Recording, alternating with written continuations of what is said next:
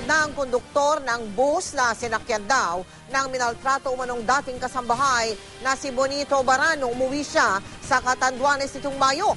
At noon pa lang daw, namamaga na raw ang bahagi ng mukha ni Baran at tila may iniinda rin daw na sakit. Nakatutok si John Consulta, exclusive. Nakaharap na ng Public Attorney's Office o CAO ang konduktor ng bus na si Eric Balkin.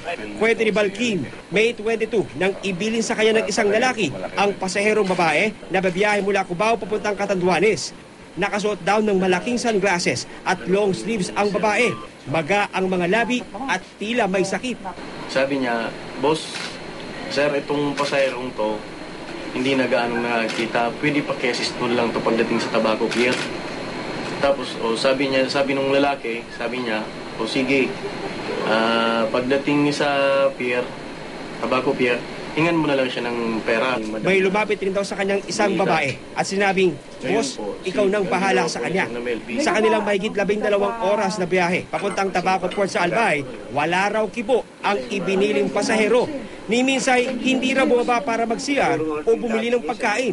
Laking gulat daw niya nang mapanood sa balita na ang inalalayan niyang babae ay ang umano'y minaltratong kasambahay na si Bonita Baran. Yung lalaking yun ang negative mismo ng pasahero po sa bus. Ayon sa PAO, gagamitin ang testimonya ng konduktor para patunayan na hindi totoo ang parata ng kapwa ng Mamarzan na ang ama umano ni Bonita ang nanakit sa kanya. Wala nang pwede i-deny. At napakaliwanag din. Halos hindi na makakatakas si Bonita dahil bulag nga eh. Ang dami-dami nilang alibay, ang dami-dami lang sinisisi. Ba't hindi pala inamin ang kanilang mga pagkakamali at pagkakasala? Nagpasalamat naman si Bonita sa paglabas ni Balkin.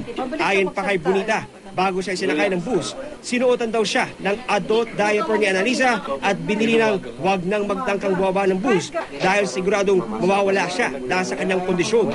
Ipinagkibit-balikat naman ng kampo ng Mamarzan ang paglantad ng konduktor na si Balkin. Wala sa aking epekto yun eh. Ha? Pinababayaan ko na lang nga sa mga cinematic effects niya. Kung saan siya masaya, suportahan ka. Sa nakaraang pagdinig ng Senado, itinanggi ng mga Marzan ang pananakit kay Bonita. John Consulta, Nakatutok, 24 Oras.